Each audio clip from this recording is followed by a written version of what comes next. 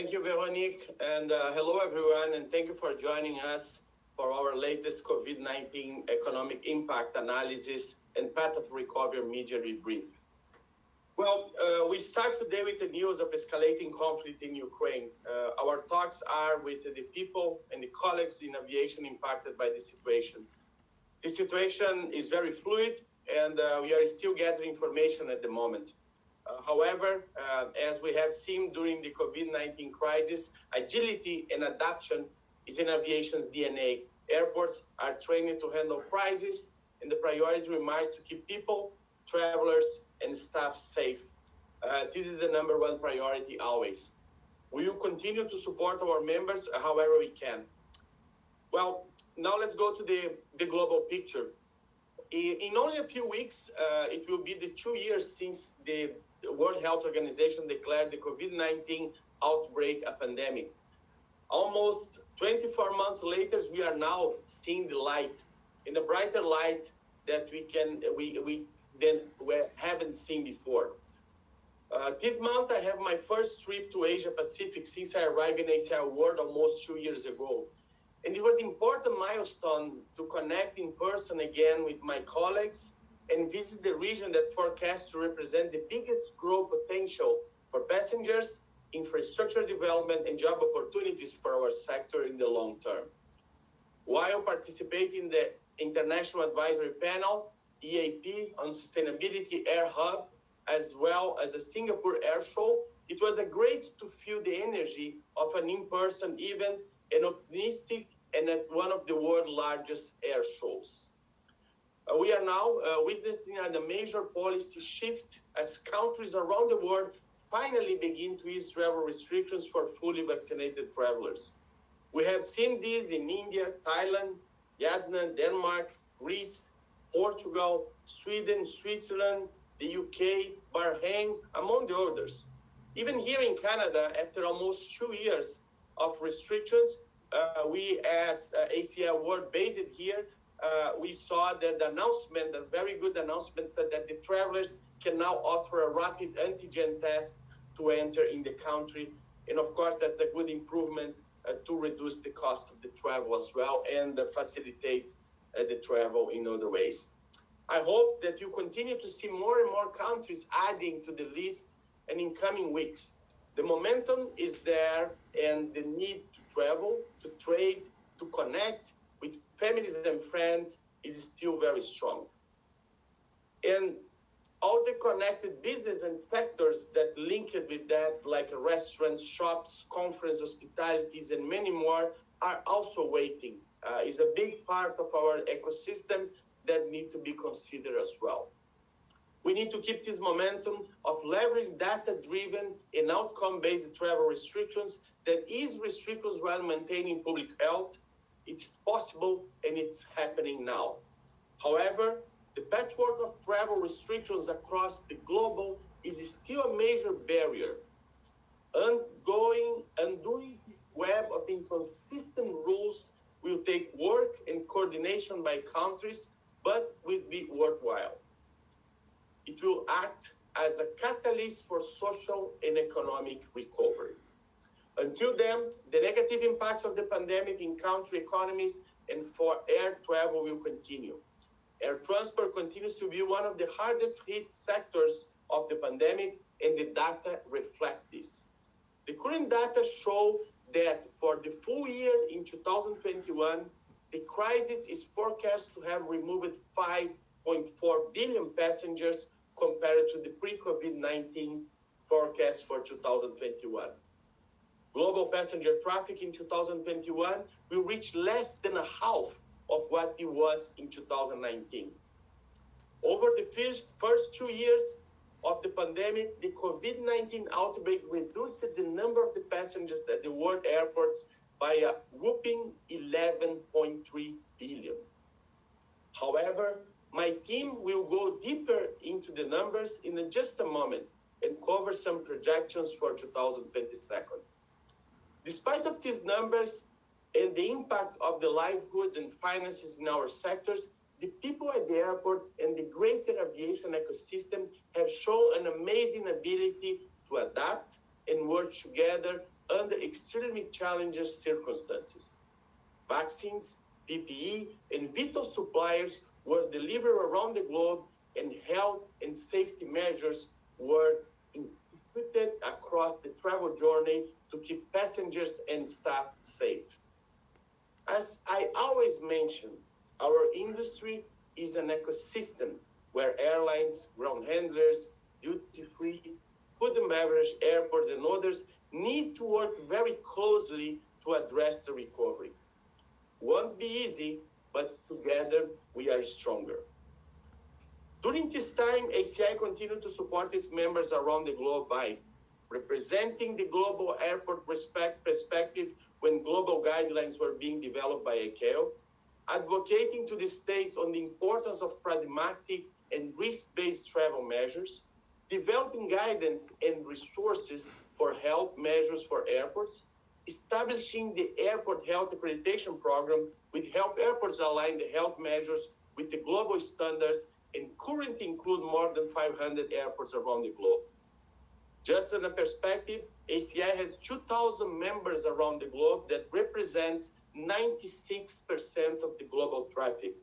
These 500 airports, considering their size and the number of the passengers, represent 62% of the global traffic. Means harmonization is possible, and we are showing that to the world. ACI is the voice of the airports during this crisis and remains more committed than ever to this mission. We will continue to amplify the airport voice globally and support the airport community as we continue on this path to recovery. The road ahead will not be easy, but the signs are more encouraging than ever. Working together as an aviation ecosystem is critical. We are all interconnected and must be united to restore connectivity and passenger confidence, while always keeping safety as the #1 priority. We know need states to continue to follow the data and safely reopen the borders so people, countries, and economies can recover. The time is now, and we are potentially at an important turning point. Let's keep the light we are seeing on the global level shining so we can build a sustainable recovery. Thank you. Thank you, Felipe, for this great introduction. We will now proceed to the latest economic analysis of the airport industry with Patrick Lucas, Vice President for Economics at ACI World. Great. Good day, everyone. It's great to be with all of you. Well, this presentation is basically divided up into 4 main sections. I would like to spend some time on the state of the pandemic and of course, the global economy.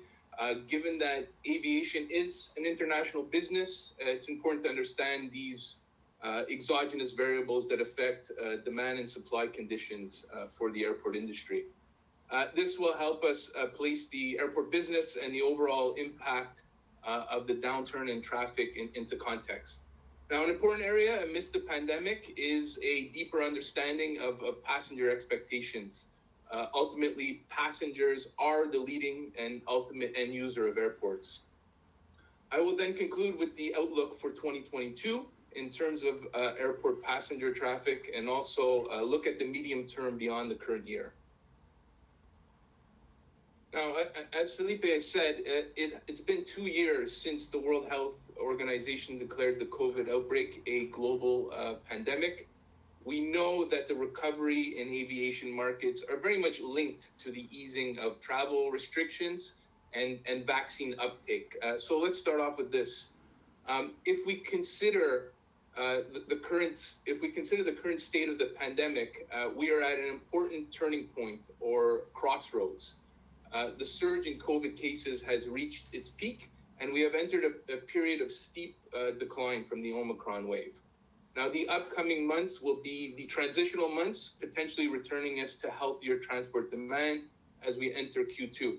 Now, as stated by the WHO, if we can achieve a 70% rate of vaccination for the world's population by, say, June or July of 2022, we could be out of the acute phase of the pandemic and this year, and potentially fueling a more sustained recovery in air transport demand.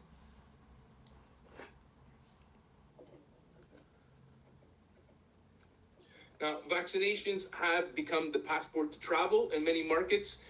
If we analyze vaccination rates according to the world's busiest aviation markets, there are some encouraging signs. So in this chart, we have the 10 busiest airport traffic markets as per 2019 data, and it's ranked by vaccination rates. So it is encouraging to see such high vaccination rates in some of the world's major aviation markets, even exceeding 70% in many instances.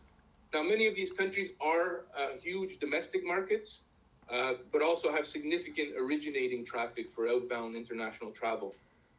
Now, on the other hand, a number of aviation markets remain closed to international travel, even with relatively high vaccination rates. For instance, China and Japan remain restricted to international travelers. Russia is slightly lagging in terms of fully vaccinated populations as compared to other major markets. Now, there are big inequities in vaccine uptake and distribution between advanced and developing economies. For instance, the African continent as a whole has a vaccination rate of 12%. Now, I guess we are stating the obvious when we say that border restrictions remain one of the leading challenges for international travel.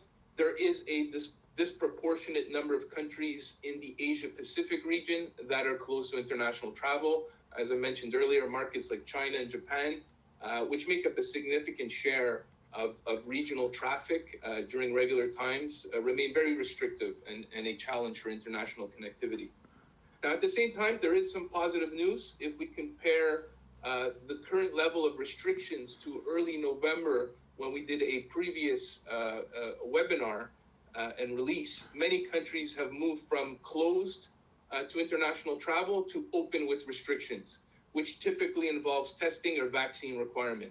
Now, 16 countries have moved away from being closed towards the easing of restrictions since November, which is encouraging. And Australia is one of these notable markets.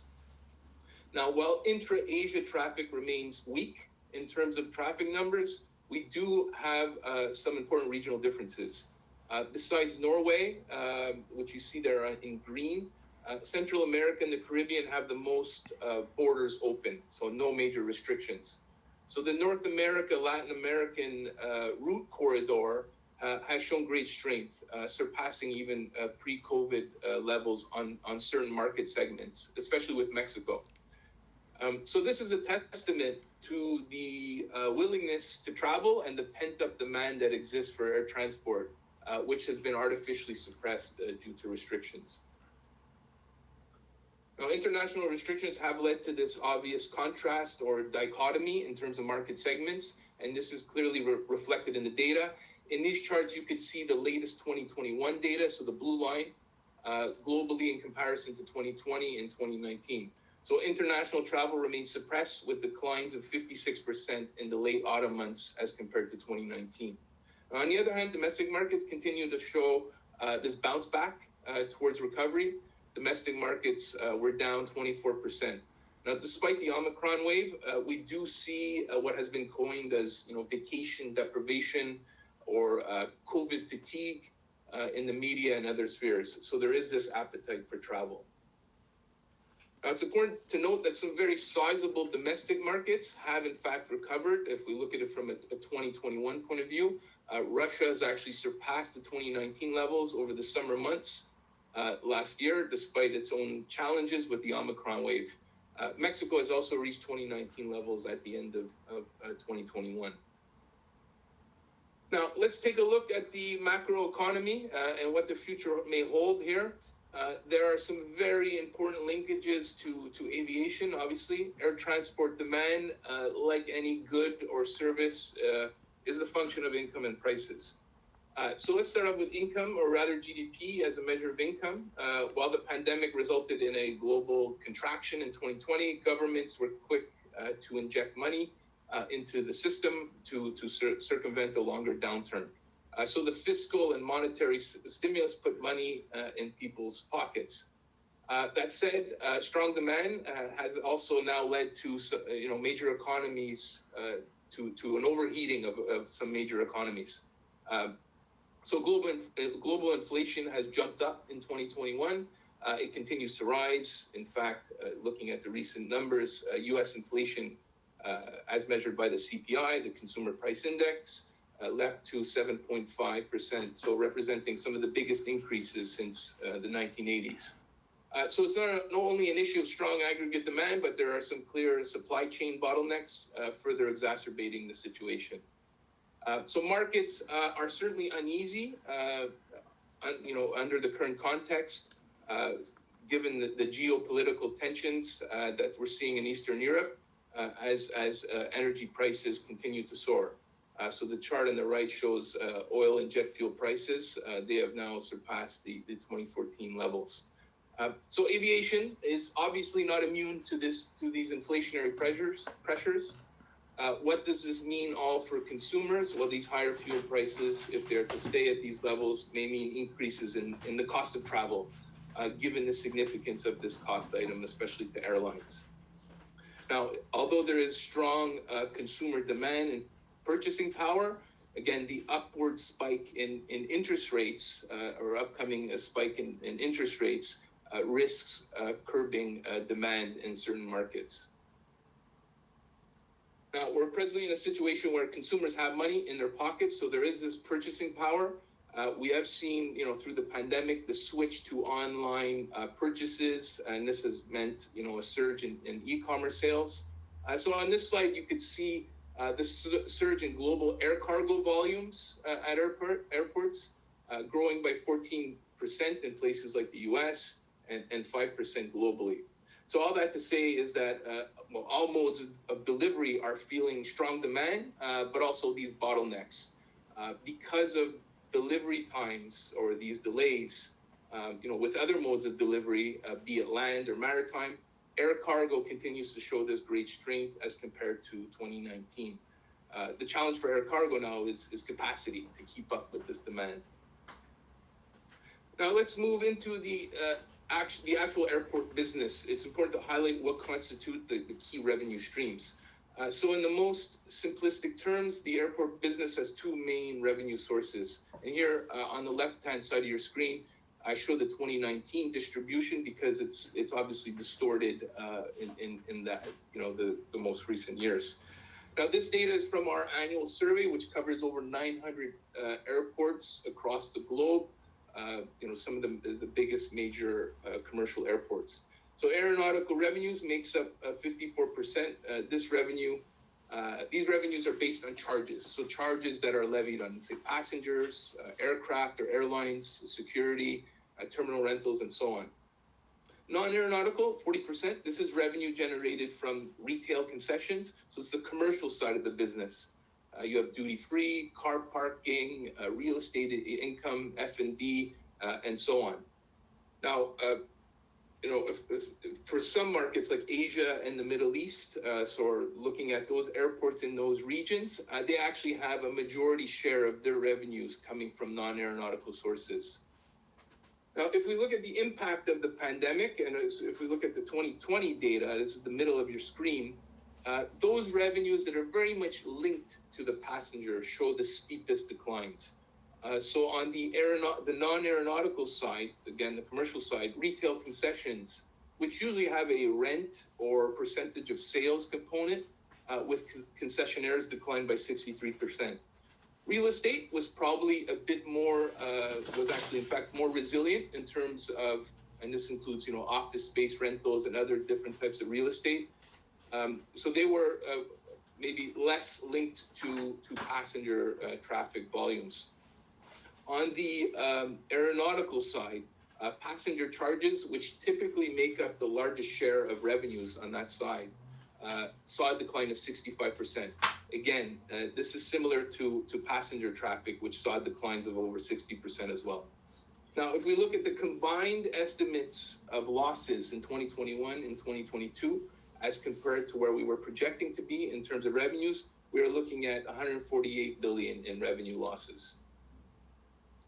Now, airports are not designed to be closed or to have very little traffic, right? They're very infrastructure intensive. So as we saw in the previous slide, when traffic declines, these revenues decrease proportionally. Now, because airports are capital intensive, there is very little flexibility in certain operating expenditures, especially when it comes to safety and security compliance. Capital costs are significant and largely fixed. You also have debt levels, which continue to balloon. Because airports remain an immovable asset with limited or no alternative uses, the heightened debt levels and the changing risk profiles of the industry has meant that financing costs are increasing. Now, overall, the net decline in CapEx, so capital expenditure, at existing airports is also heterogeneous from one region to the next. European, Latin American, and the Middle East markets suffered some of the biggest setbacks, having to reduce capital spending due to major shortfalls. But some markets like the US, thanks to the CARES Act and this push for priming into infrastructure, had less of an adverse impact. Asian and African markets had a varied impact in terms of CapEx deferment. But again, an overall global contraction in airport infrastructure development in the double digits. Now that we've analyzed the financials, let's now develop a better understanding of passenger expectations and the changing profiles. When we consider passenger concerns, especially related to the top 3 barriers to travel, the issue of having to quarantine comes into play at the top of the list. Obviously, this is something that is not compatible with vacation plans. As we saw earlier, there is this continued easing of travel restrictions as more passengers become vaccinated. Now, like we've seen in, say, the broader society, you do have 2 alternate points of view between, say, vaccinated and unvaccinated populations. Vaccinated passengers want reassurance that all the necessary health measures are in place, whereas the biggest qualms by the unvaccinated relate to the actual travel restrictions, especially if you need to be vaccinated to travel. Now, what is most interesting, though, and looking at those respondents who actually plan to travel in the next 3 months, in fact, those who have already flown during the pandemic plan to travel even more. So at 55% as compared to those who have not yet traveled during the pandemic. Now, when we think about traffic mix based on the reason to travel, it's useful to look at this historically as well, but also through the lens of the pandemic and to see what the future holds in terms of business travel, leisure travel, visiting friends and family, and so on. Now, this slide shows the proportional decline in business passengers based on the purpose for traveling. It's true that leisure travel grew at a much faster rate, whereas business travel tended to stagnate in terms of growth levels. Now, given the growth and adoption in technological solutions for virtual meetings and events, there is no denying the fact that company activities will substitute away from certain types of business travel in favor of these virtual meetings. We do know that leisure travel is leading the way, along with VFF, so visiting friends and family, as part of the recovery. Business travel will not have the same level of strength as these segments. Now, just I'm coming to the end here. When we look at, say, we call it the vanilla model of passenger demand or unconstrained demand, which considers income and prices, we are in a situation where different market forces are moving in different directions. So you have many populations sitting on some disposable income, which is accumulated through the pandemic. At the same time, you have interest rates rising, the cost of travel potentially rising because of the rise of input prices. Now, if we add a layer of complexity here when we throw a pandemic into the mix, with different markets recovering and opening up at different rates. So the short-run model of passenger demand amidst COVID are very much linked to vaccine uptake, which in turn boosts consumer confidence. At the same time, you have this inverse relationship between passenger demand and COVID cases, which frequently leads to, at least historically speaking, over the last couple of years, restrictions and quarantines. So more red tape means lower demand, and this you can see by the kind of the negative coefficient signs on the symbols there. Now, while traffic, we're looking at traffic coming back to 2019 levels in 2024, early 2024. There is no doubt that certain restrictions in many Asian markets remain a hindrance for international connectivity. International markets will take longer and potentially up to 2025.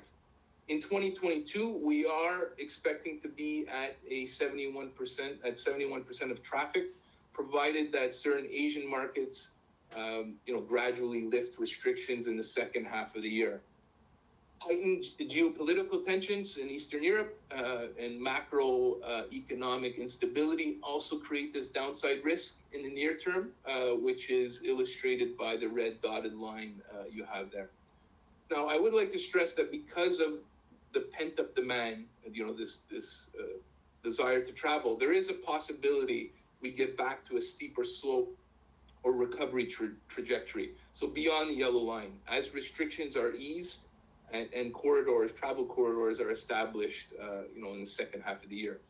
Now, this is shown by the uncertainty range, in the yellow shading in the trajectory there. It could take up to 20 years or so to get back to the pre-COVID forecast. So that's the green dotted line. Now, I'd just like to summarize and conclude here a few points. We know that demand for air transport is strong, especially in those markets where restrictions have been lifted. There is money to spend on travel. Air cargo volumes saw robust growth, especially with these online purchases and e-commerce sales. At the same time, we're in a situation where there is too many dollars chasing too few goods, thereby pushing up prices. Supply chain bottlenecks further exacerbate this problem. Now we see that we also see the rise in fuel prices, which will impact the cost of travel. We also looked at passenger expectations and behaviors. Travelers want reassurance that everything will be smooth. Travel restrictions and quarantines remain the largest barriers. We also saw some of the changes with respect to business travel. This market segment is certainly not gone, but perhaps weakened with some substitution of technology. Now, even with the strong demand for travel as restrictions are lifted, the current geopolitical tensions does represent some additional risks. The question is, what will the overall net effect be on airport passenger traffic? We remain bullish on air travel as we approach the spring and summer months. H2 will definitely see an uptick in air travel. So thank you. Back to you, Veronique. Thank you, Patrick. Insightful presentation. We will now have a brief question and answer period. If you wish to submit a question, you can do so in the chat box. As mentioned, we will try to answer as many as possible. We received already a question for Felipe. Has there been a change in the relationship between the different partners and stakeholders across the aviation system in the recovery? Well, sometimes we consider only the airlines and airports as the main players in the aviation sector, but we need to understand that the whole ecosystem need to work together to get out of this crisis and to recovery as well. That's why basically what we are seeing in different parts of the world is the airlines receive a great support from the government, and we support that as well, because it's our main partners. Without an airline, we cannot have an airport, but without an airport, we cannot have an airline as well. That's why we need to work together to find solutions, and we are very positive about the support of the governments to the whole sector, not only for the airlines, but we would like to include as well the whole aviation ecosystem. Having said that, during the whole crisis, we have a very good relationship in the path of recovery, basically considering that we had the transport to transport the medicines, goods, repatriation flights. The airports keep open during the whole pandemic, and I think we have a very good relationship in terms of how we can approach. Now, when you are going out of the crisis, the airports are supporting the whole industry with the reductions in the costs. That's why basically 70% of our airports in the world are providing certain kind of incentives. And we are seeing the development of even new routes that we didn't have before the pandemic as well. That's why what we are seeing is, yes, there are some tensions, because we are regulated industry, and during the good times, usually the tariffs or the charges of the airports goes down. During the bad times, unfortunately, the charges needs to go up. That's why this tension exists. However, our members are doing the best they can to accommodate that, and of course, giving incentives for the restoring the flights. As I always mention, without the passenger, we are not an industry. That's why we need to focus on the passenger, and in our best interest for the airports to have the passengers, because less than 50% of our income come directly from the airlines. That's why we need to have the passengers participating in this ecosystem to support not only the airports and the airlines, but to support the whole ecosystem that includes ground handlers, restaurants, duty-frees, and others. That's why the whole aviation ecosystem need to be united to work together to the recovery process going beyond as well. Absolutely. And continuing on the recovery, Felipe, what do you see as the most important things governments can do to support aviation now? And would you have a few examples to share? Well, one of the most important ones is continues to reopening the borders, safe reopen the borders, and of course taking the risk-based approach as a main reason to reopen the borders. That's why basically we are seeing that the trend in different parts of the world, and that is very positive because we are almost 2 years on these the lockdowns and the restrictions to travel, and that is very good that this harmonization of the process among the countries will help us to reopen the borders. Of course, as I mentioned, it's very important that the governments continue to support the industry. The industry pays around $90 billion in taxes to the governments. That's why a relief on these taxes and fees that is charged by the governments is very important as well, especially during these difficult times. So financial support for the airlines, airports, ground handlers are also very welcome, especially during this period of time. Certain parts of the world, like Africa and Latin America, basically there is no support for the airlines and for airports and from the aviation ecosystem itself. That's why we need to have this support from the governments in reopening safely the borders, support the harmonization of the process, follow ACI principles in terms of the reopening of the borders. In addition, of course, any kind of financial support in relieving taxes and fees, and of course, financial support to recovery are very welcome as well. Excellent. Maybe a question for Patrick here regarding the demand. Besides the point that you raised in the presentation, what other policies could be used to stimulate demand?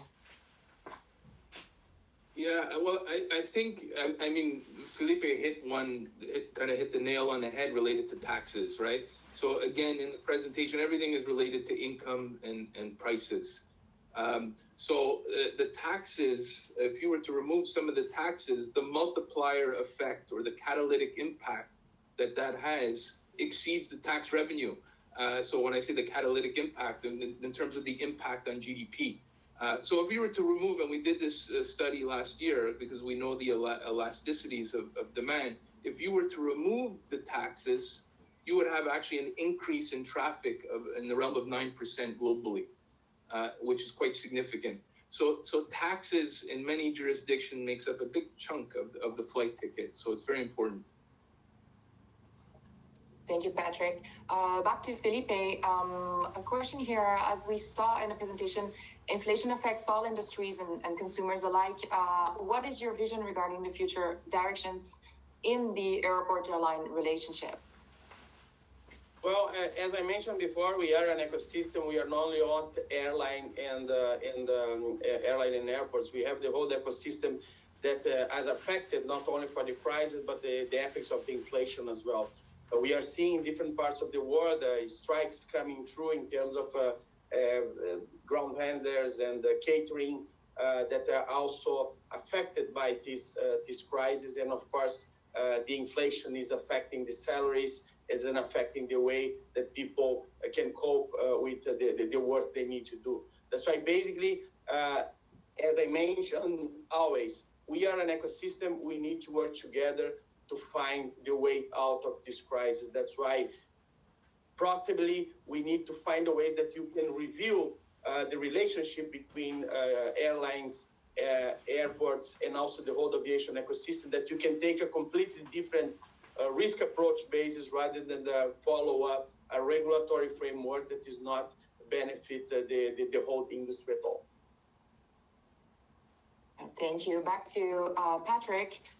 Beyond the short and medium term, what are some of the longer term trends that you see with respect to air transport demand?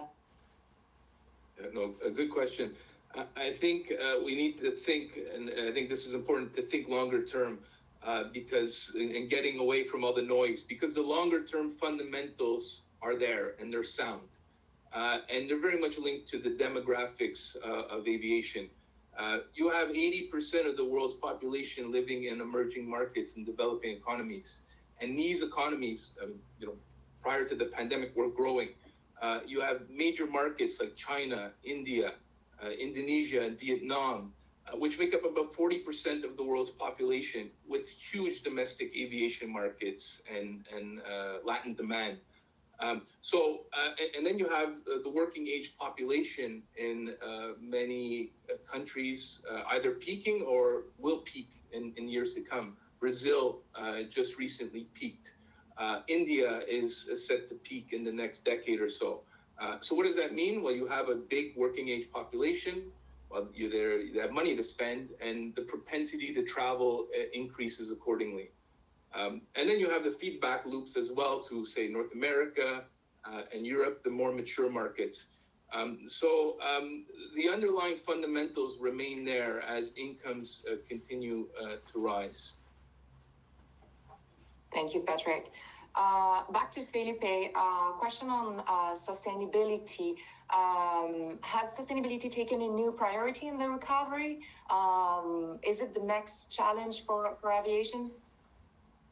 Yeah, I just want to do an add to the question that was asked to Patrick. I'm going to Africa for the first time after my 2 years in ACI in a couple of weeks. And Africa, for example, has a 15% of the global population and represents only 2% of the global aviation market. That's why we have a huge potential to grow in these areas as well, and it's important to mention, And going back to the question is a very good question, because ACI, for the airports, the sustainability aspects of the industry is not a new thing. We are already working on the airport carbon accreditation for more than 10 years. That's why we are focusing sustainability, focusing turn our airports carbon neutral, and after that, of course, net zero carbon emissions for the future.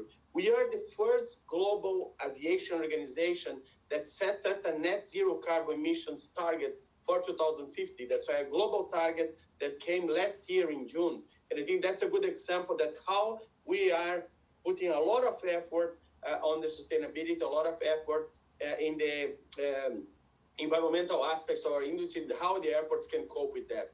It's important to say that the sustainability is our right to fly in the future. That's why it's our passports to grow, it's our passports to continue developing the aviation industry. Different parts of the world have different needs, but the sustainability is something that we are still focused and we will continue to focus to deliver a better world for the future generations. Excellent. And last question for Patrick before we give the last word to Felipe. What about stimulating supply of infrastructure? Is there a greater role to the private sector to contribute to the recovery through public-private partnerships arrangements at airports? Well, yes. I mean, definitely. Let's not forget, there's a lot of money injected into the system, and governments have become indebted, right? But when we get back on track, and that's a world that has capacity constraints, right? Where you have infrastructure bottlenecks. So yes, I mean, we do need creative solutions. We need these PPPs, public-private partnerships. I mean, although ACI is in general neutral on ownership, there's no denying the fact that private capital does come with some entrepreneurship. So yes, there will definitely be a role there to be played by private capital. Thank you. Felipe, would you like to add our last words before we end this session? Yes, we are in the process of recovery, you know, and the aviation sector is very resilient. We are seeing that in many crises that we face during the history, and we are always able to recovery. We are now in the path for the recovery for one of the world's, or maybe for aviation, the worst crisis that we faced in the history. And again, I would like to pass the message of unite the industry. You know, we need to work together. If you think about only our own interests in the future, won't be good for the whole aviation ecosystem. And people depend on the transport, air transport, to develop and tourism, to connect, to do business.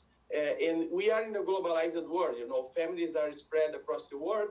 We need to connect these families, connect this business, and we need to work together to get out of this crisis stronger together. That's why, again, is my main message is don't focus only on our own interests. Let's work collectively to get a better outcome for this industry as well. Thank you very much. Thank you. This is a good way to end.